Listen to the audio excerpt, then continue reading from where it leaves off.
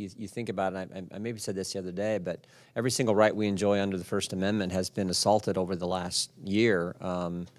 Until a few months ago, there were still some locations in the country where a full congregation couldn't meet on a Sunday morning.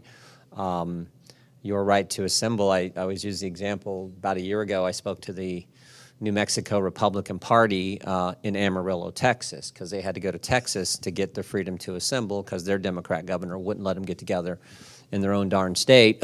And you can just go down the list.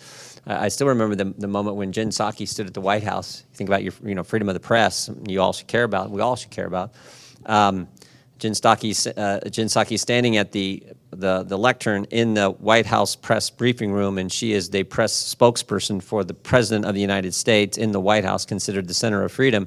And she basically said this, she said, most Americans now get their news from social media platforms. We, the Biden administration, are working with these social media platforms to limit the information Americans get to see. And I'm like, wait, something doesn't seem right about this. You got the press person in the White House, in the press room, making those kind of statements.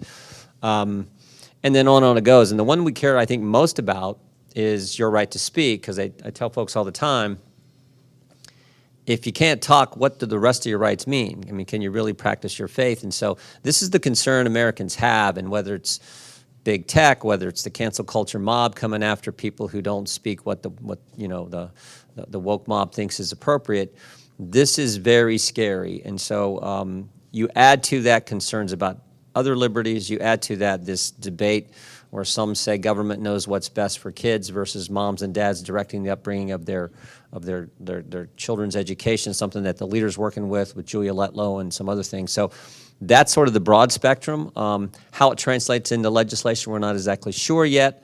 Certainly there'll be something that we're working with Kathy on I think on big tech. I know Kevin and Kathy talked about that yesterday.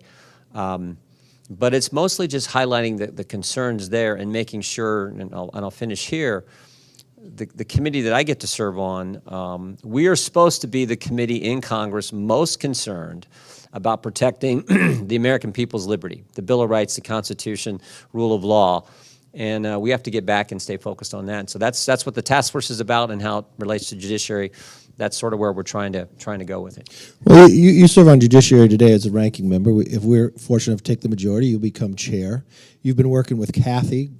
You got both jurisdiction when it comes to big tech. You've been spending some time at this. You've got a number of bills that the Democrats tried to bring through, but it seemed like they wanted to make big tech utilities instead of protecting freedoms and others. You want to touch a little on some of the ideas that we can move through with big tech, hopefully in the next Congress? I think first and foremost is an complete overhaul, change of Section 230, the liability protection that big tech platforms now enjoy. That has to change. If you're going to make editorial decisions, that has to change. You talked about this yesterday, Leader. I think it's right on target. We do think that it's important to get any antitrust actions in an expedited fashion in front of the Supreme Court. Justice Thomas has talked about he wants to deal with this issue. I think the court is looking to, so let's expedite how these cases move through our federal court system, hopefully get them to the court in an expedited way. Those are some of the things we're looking at. And then hopefully you have increased competition, so it's not just a handful of these platforms with all the power, but there's real competition there. The one thing I'm concerned about is empowering the agencies, because I think, frankly, we see this, I think, in other agencies, but certainly I'm concerned about at the FTC, the leadership there working with big tech to further restrict and censor conservative thought and conservative speech. So we're very nervous about that, and that's where, unfortunately, I think the Democrat legislation, bills sponsored by Mr. Cicilline and others, where those bills would take us. So I think that's the wrong approach. The right approach is competition. The right approach is taking away the liability protection. The right approach is hopefully getting any trust actions in front of the Supreme Court in a much quicker fashion.